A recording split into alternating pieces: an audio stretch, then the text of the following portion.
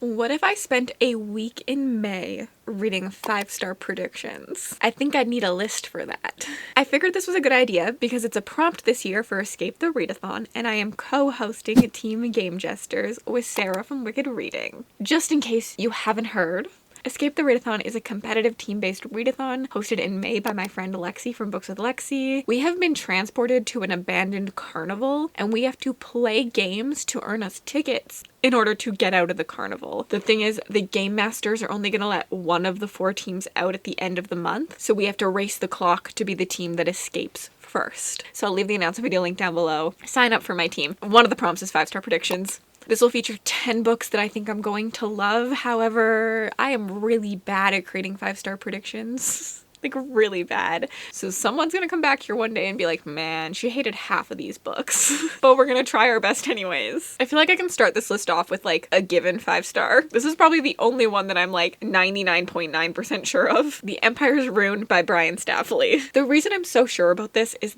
set in the same world as the Emperor's Blade series, which you can see right up there. I loved that series. It's one of my favorite series of all time. So what are the chances I don't love this, especially considering I know the main character of this is my favorite character from that series. So like, I think I'm gonna give it 5 stars. I really don't know much about this besides that it follows what happens in the Chronicles of the Unhewn series. The Empire is now crumbling, and the Ketrel, which are like these elite warrior squads on these birds, has been decimated, and there's only one squad left, and that squad has to go and save the day, essentially. And I'm excited to see, because I loved the Ketrel, and I wish that we had spent more time with them in that series. So I'm excited to have it probably more explained and spend more thorough time with them in this one. Next up on the list is The Darkness Before Them by Matthew Ward. This is another book where I've read something by the same author before, not in the same world at all. I have read the first book in the Legacy trilogy, and I really enjoyed it. I gave that one 4 stars, and I think that was the author's debut. So now that we've had some time, we've done some more writing, I think that this one will be 5 stars for me. I'm predicting it to have really amazing characters and a really cool world. I remember the world in Legacy of Ash being really, really epic,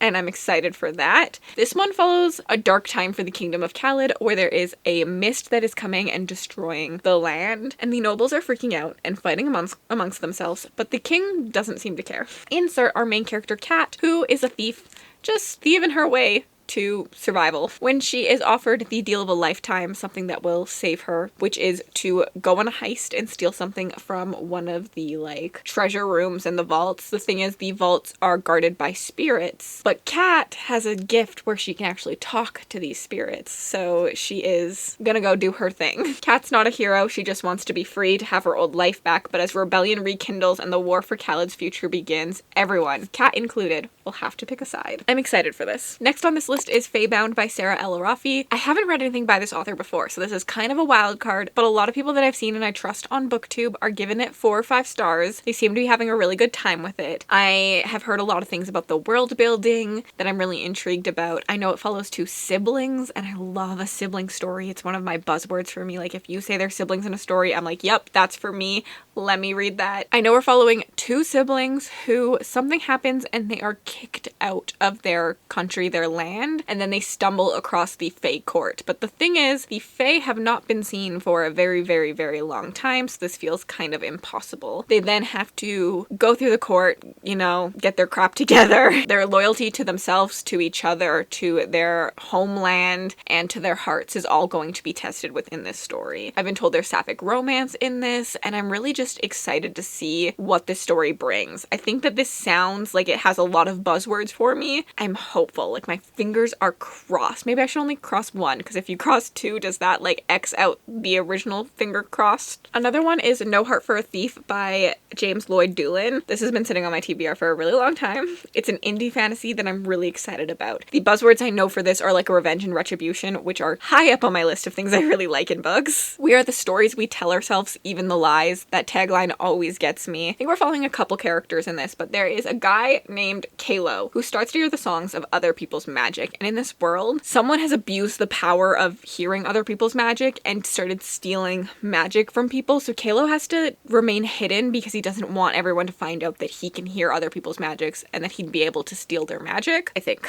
When a female comes into like the forest he's hiding in, and she's running from 2 warriors, and he decides to help her out, she is on a quest for revenge, retribution against what happened to her parents and her land. And Kalo offers to train her, and I think we're gonna see that revenge plotline happen from there, and I'm really excited about that. Also, just with the cover like this is a 5-star prediction. Like, just the cover alone screams 5 stars to me. I'm really, really excited to give this one a try. We also have The Warrior's Path by Karim Solomon. I have read previously from this author. I've read Army of the Cursed, which is a sequel series to this series, and I had been told that you could read them interchangeably. It didn't matter which one you read first. However, when I read the first book in that series, I felt like I was missing something because characters in this overlapping characters in that, and because it's set after the events of this series, I know how this series ends, but I'm intrigued to find out why or how, and I really liked what I read in the other series, so I think when I feel like I'm not missing something, I will like this and give it 5 stars. Like, I'm really excited to get to know the characters in this series. Blood is a sin, blood will be his redemption. I think this again is going to be like a more grand scale, but we're following Mazalin, who is a warrior from the mysterious lands of the desert. He is trying to build an army. He's wandering the lands building an army to defeat something that's coming. I don't really know what's coming. I'm not sure how everything is going to happen. This says it's a war he might survive with his body, but not with his mind, which is obviously intriguing. And yeah,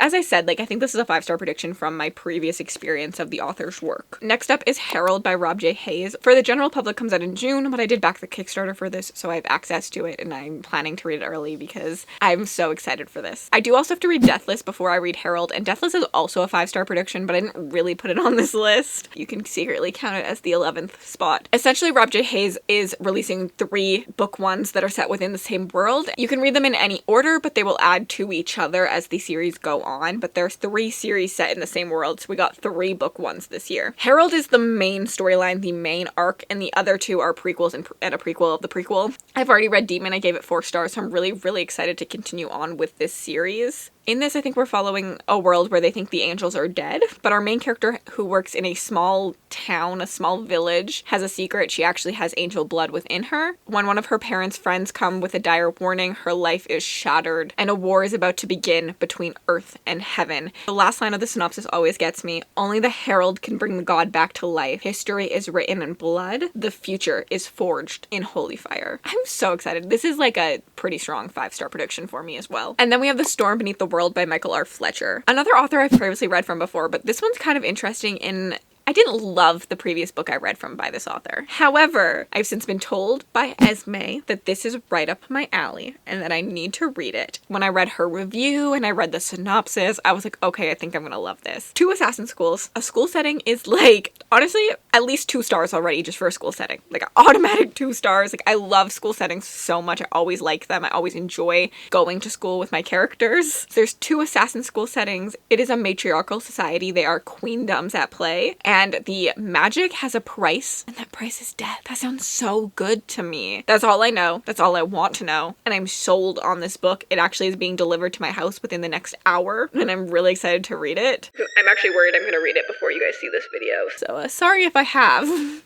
But if I haven't, it'll happen in May. Speaking of my love for assassins, Lady of Darkness by Melissa K. Roick. I've heard nothing but good things about this. I feel like everyone who is reading the series is freaking out about it, saying that this is like the next fantasy romance, that it's their entire personality. So I need to read it, and I think I too will love it. We're following our main character and her 2 sisters, and they are owned by the Assassin Lord. They are the most feared trio in the world. Reminds me of Selena Sardathian, kind of, but like, it's fine. Everything does. But Scarlet finds herself in a position she didn't want to be in. She is trapped in Noble's house, and she is not going to be let out until she falls in line. The thing is, she ends up being offered a deal that she cannot say no to, a deal that will give her the one thing she's always wanted: revenge. I'm in. I'm literally sold. I told you, revenge story, assassin story. I'm not sure where the fantasy romance comes into play at this point, but I'm in. And then I have The Veiled Kingdom by Holly Renee on this list. I'm a little bit unsure about this one. This is going to be either a 5-star prediction or a 2-star prediction. Like, I think I'm either going to love it or hate it, and there's no in between here. I think the spice level is what's going to matter. Like, I think I've heard that it's really spicy, and sometimes that can work for me, and sometimes it can't. So it really just depends if I'm vibing with like the characters and all of that, if I'm going to love this or not. I believe we're following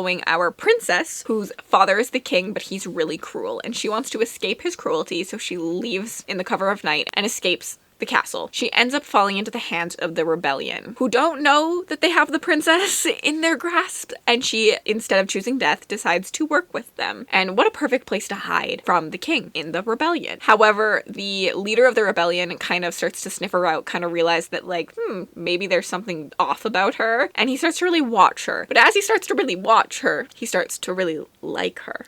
And he has to maybe not be as attracted to her. I'm really excited to see what this book brings. I think the idea of like him like searching for her and not knowing that he has her in his grasp, I think will lead to some really cool dynamics. I'm really interested in this one. I've also heard people screaming about him, the male protagonist. From the rooftops, they're yelling about how he is the next book boyfriend. And I would like to find my next book boyfriend. And lastly on my list, I have The Claw and the Crown by Sarah M. Craddock. This is a bodyguard romance. I really think I love bodyguard romances, but I haven't read enough to really say that for sure. But the ones I have read, I think I like. I think it's the forced proximity that I really typically like. In this, we're following our main character who has lived on this island for her whole life, and her one dream is to get off of it.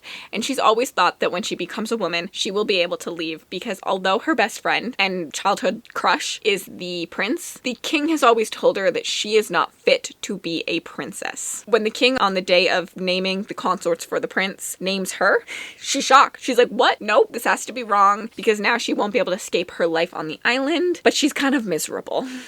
I know there's a love triangle between her and the prince, who have been like childhood lovers, and her new coming bodyguard, who there's some kind of competition to become her bodyguard, and he is joining the competition for nefarious reasons. It's going to be some enemies to lover style thing between the two of them. I'm assuming the bodyguard and her are endgame, but I don't 100% know because I have not read this yet and I'm just predicting that. I've heard really good things about the author. Are we gonna come back to this list in a month's time and figure out how many of these I actually read in May and how many of these I actually predicted accurately? And as I said, I made this list for Escape the Readathon, so I'll leave the announcement video up here for you to go check out. I would love to have you on the Game Jesters. We're gonna be the winning team anyways. And if you'd like to leave me an emoji just to say you were here, leave me a shooting star.